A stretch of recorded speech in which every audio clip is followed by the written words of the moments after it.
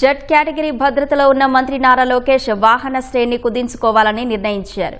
America భద్రతా సిబ్బందికి ఆదేశాలు ఇచ్చారు. మరింత సమాచారం మా ప్రతినిధి కృష్ణను అడిగి తెలుసుకుందాం. కృష్ణ, లోకేష్ కాన్వాయ్ తగ్గింపునకు సంబంధించిన సమాచారం ఏంటి? అశ్విని, ఏదైతే ప్రధాని నరేంద్ర మోదీ పొదుపు చర్యలు అంటూ పిలుపునిచ్చారో దీనికి అనుగుణంగా రాష్ట్ర ప్రభుత్వంలో కీలక నేతలంతా కూడా తమ వాహన శ్రేణిని తగ్గించుకోవటం, అలాగే ఇతర పొదుపు చర్యల మీద ప్రధానంగా దృష్టి సారించారు. ఏదైతే ఇప్పటికే ముఖ్యమంత్రి చంద్రబాబు అలాగే ఉప ముఖ్యమంత్రి పవన్ కళ్యాణ్ గారు తమ వాహన శ్రేణిని తగ్గించాలని చెప్పి స్పష్టమైన ఆదేశాలు జారీ చేశారు.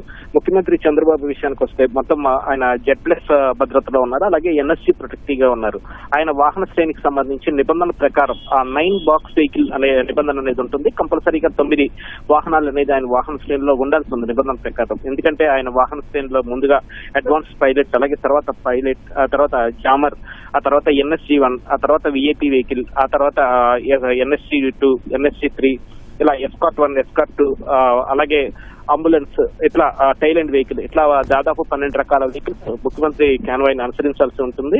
అయితే తాజాగా మోడీ ఇచ్చిన పిలుపు మేరకు వాహన శ్రేణి వీలైనంత తగ్గించాలని చెప్పి కూడా సీఎం స్పష్టమైన ఆదేశాలు జారీ చేశారు. ఇందుకు అనుగుణంగా ఆయన జిల్లా పర్యటనకు వెళ్ళినప్పుడు మాత్రం సగానికి సగం 50% వాహన శ్రేణి, ఎందుకంటే ఇతర జిల్లాలకు వెళ్ళినప్పుడు అక్కడ భద్రత పరంగా మరికొన్ని వాహన శ్రేణుల పరంగా అక్కడ జిల్లా పోలీస్ యంత్రాంగం కానీ ఇవి కానీ ఇంకా అదనపు భద్రత కల్పించాల్సి ఉంటుంది. రోప్ పార్టీ అని ఇట్లా రకరకాల విభాగాలు ఉండాల్సి ఉంటుంది. వీటికి సంబంధించి కూడా సగానికి సగం తగ్గించాలని స్పష్టమైన ఆదేశాలు జారీ చేశారు. అలాగే ఉప ముఖ్యమంత్రి పవన్ కళ్యాణ్ కూడా ఈ పిలుపును అందుకుని తన వాహన శ్రేణిని కూడా సగానికి కుదించాలని చెప్పి ఆదేశించారు. కానీ మంత్రి నారా లోకేష్ విషయానికి వస్తే ఆయన సెంట్రల్ కేంద్ర ప్రభుత్వం కల్పించే central reserve protection force CRPF సంబంధించిన భద్రతలో ఉన్నారు. అలాగే రాష్ట్ర ప్రభుత్వం కూడా ఆయనకి జెడ్ భద్రత అనేది కల్పిస్తూ వస్తుంది.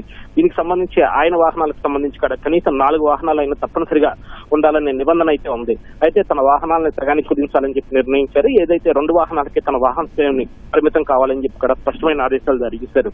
మరి కాసేపట్లోనే రాష్ట్ర మంత్రివర్గ సమావేశం ముఖ్యమంత్రి చంద్రబాబు అధ్యక్షతన జరగనుంది. ఇందులో ఇటు నాయకుల వాహనాలకు సంబంధించిన నిబంధనలు కానీ అలాగే ఇతర రాష్ట్ర ప్రభుత్వం తీసుకోవాల్సిన ఇతర పొదుపు చర్యల మీద కూడా కీలకంగా చర్చించి మంత్రివర్గం కొన్ని కీలక నిర్ణయాలు కూడా తీసుకుని ఉంది. ధన్యవాదాలు కృష్ణ.